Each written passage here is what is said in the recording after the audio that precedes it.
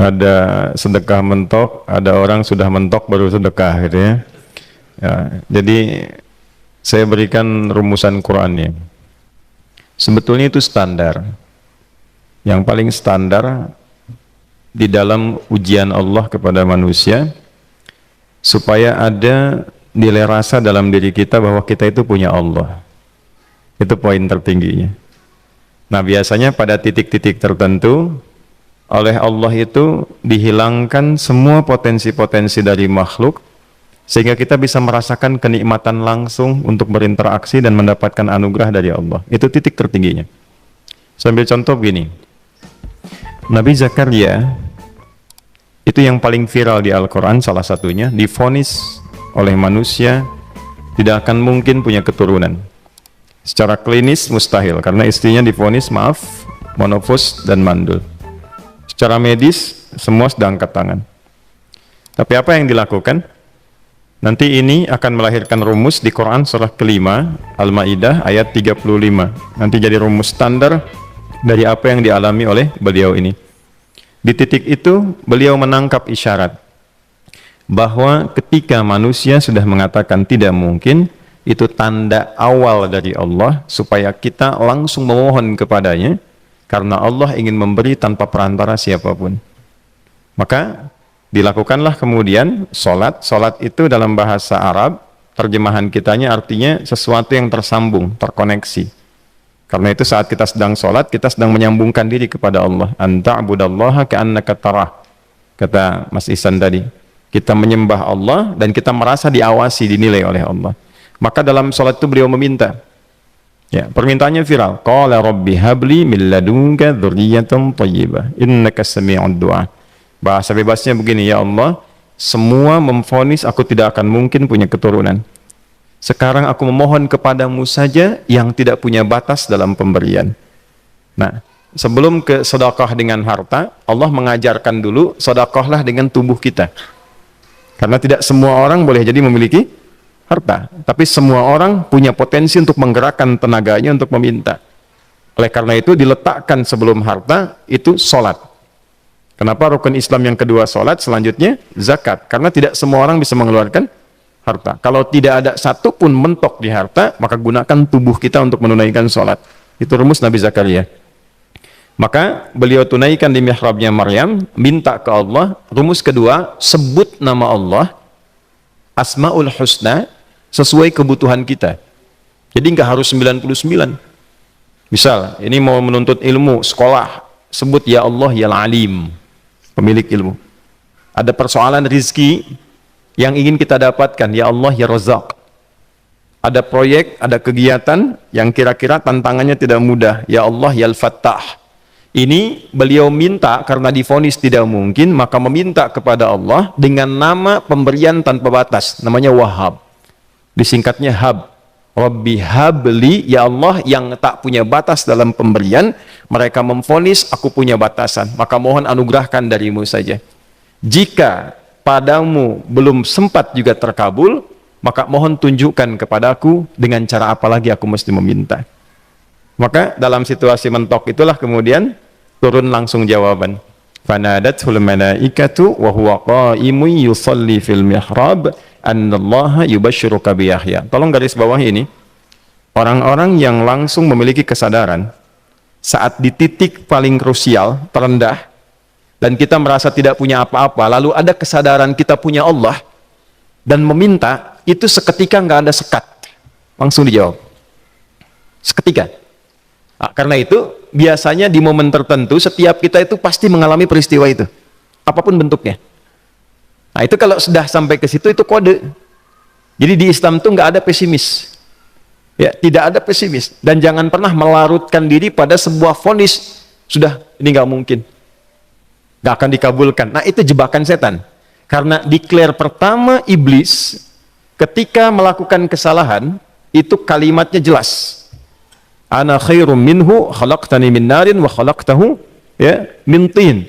Saya lebih hebat, lebih bagus. Allah nggak mungkin, sudah nggak mungkin ada ampunan lagi.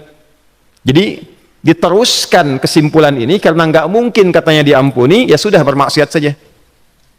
Karena nggak mungkin dikabul, ya sudah pesimis saja. Padahal di titik itu Allah sedang membuka. Temukan kata itu, temukan hubungan itu, minta itu tanpa sekat. Maka seketika malaikat turun menyampaikan, doamu dijawab. Itu sedang berdiri, baru selesai doa, belum selesai sholat, belum salam. Turun malaikat mengatakan, Allah kasih kabar, kamu akan punya anak, langsung namanya dari Allah Yahya. Jadi Yahya itu pemberian Allah. Ya, pemberian Allah. Yahya artinya hidup. Yang mustahil menurut manusia, lahir seorang bayi dari rahim perempuan yang divonis menopause dan mandul, kata Allah jadi dan hidup. Nah, rumus itu nanti terus dialami oleh para nabi, puncaknya di era Nabi Muhammad SAW, nanti melahirkan panduan di Quran surah 5 ayat 35. Ya ayyuhalladzina amanu ittaqullaha wabtaghu ilaihil wasilah. Perhatikan kalimatnya dengan detail ya. Hei semua orang yang masih merasa punya iman, tuh iman kita disentuh. Jadi kalau mengalami persoalan di titik nadir, terendah, itu yang disoal oleh Allah imannya dulu. Kamu masih punya iman nggak? Orang beriman nggak mungkin pesimis. Orang beriman nggak akan putus asa. Orang beriman nggak akan bunuh diri. Imannya ditanya dulu. Katanya kamu beriman, iman kamu di mana? Kalau masih punya iman, kata Allah, ini ujian dari saya supaya kamu nyebut saya. Katanya ingin mendekat, kata Allah kan? Ittaqullah. Nah ini rumusnya. Wabtaghu ilaihil wasilah. Kalau engkau pengen cepat dapat solusi, maka aku berikan perangkat untuk cepat mengabulkan doamu itu. Perangkat itulah disebut dengan takwa. Nah, takwa itu ada urutan 240 kali disebutkan dalam Al-Quran, dibagi pada 3 segmen. Segmen ibadah ritual, segmen ibadah sosial, satu lagi segmen rumah tangga. Ya, karena itu tinggal cari aja di ibadah ritual, misalnya sholat. Bangun tahajud malam, minta sama Allah, dekatkan diri kita. Salah satu kasusnya Nabi Zakaria. Ya, itu poin yang pertama. Yang kedua nanti ada maliyah sosial, itu yang tadi dipraktikkan, sedekah dengan harta. Ya, tidak harus banyak, yang penting Allah minta apa, ikhtiarkan, nggak akan dilihat berapapun nilainya. Yang dilihat itu ada nggak kemampuan mengimplementasikan imannya, itu poinnya. Titik itu, ya. Yang ketiga nanti di keluarga. Urutan pertama orang tua. Kata Ibnu Abbas radhiyallahu taala anhuma, tidak ada satupun aku melihat amalan tertinggi yang menarik perhatian Allah untuk memberikan ampunan pada orang taubat atau mengabulkan doa dengan cepat kecuali berbakti pada orang tua. Dan kisahnya viral sekali di Al-Bukhari, 3 orang terjebak dalam gua, kemudian tertutup batu besar karena berteduh hujan, tapi tertutup batu besar. Lalu ketiganya mendorong, tidak pernah bisa mengeluarkan tenaga yang mampu mengeluarkan mereka dari batu itu. Gak bisa gerak. Satu di antara 3 orang ini mengusulkan, sudah, ini tanda dari Allah. Jangan gunakan kekuatan kita lagi, kita diminta menggunakan kekuatan yang Allah berikan. Coba kita cari amalan rumus takwa tadi.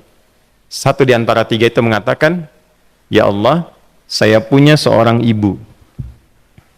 Setiap kali saya berangkat kerja, saya akan selalu siapkan hidangan untuk ibu, khusus untuk susu sebelum tidur, itu saya yang minumkan langsung kepada beliau. Itu berlanjut selama hidup saya seperti yang kau ketahui. Satu kali, saya pulang dari kantor, dari pekerjaan, ibu saya sudah tertidur. Sementara susu belum diminum. Dan kami putuskan tidak ada yang berani menyentuh susu dan minuman makanan kecuali ibu terlebih dahulu. Maka saya putuskan memegang nampan susu di samping ibu yang tertidur dan menunggu beliau bangun. Tiba beliau bangun tengah malam, saya berikan susunya tanpa saya katakan saya telah menunggu cukup lama untuk memberikan susu itu.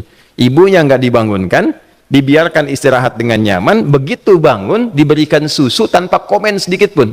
Nggak bilang, mas betulnya udah lama tadi nungguin deh, langsung diberikan. Seketika ibu senang istirahat dan lalu mengatakan pria ini, ya Allah, jika engkau ridha dengan amalku ini, maka mohon bebaskan kami dari kungkungan batu ini. Lalu ketiganya berikhtiar mendorong, yang tadinya tidak punya kekuatan, seketika batu itu menggelinding dan membebaskan 3 orang itu. Nah itu persegi dalil yang sebetulnya jadi pedoman hidup. Dalil itu kan pedoman bahasa Arabnya. Pedoman berkehidupan. Kita di Islam itu lengkap. Jadi kalau kita mengalami kasus itu dimanapun, ya, baik di kedudukan, di usaha, di pengetahuan, sudah mau ngapalin mentok, gitu ya, itu ujian.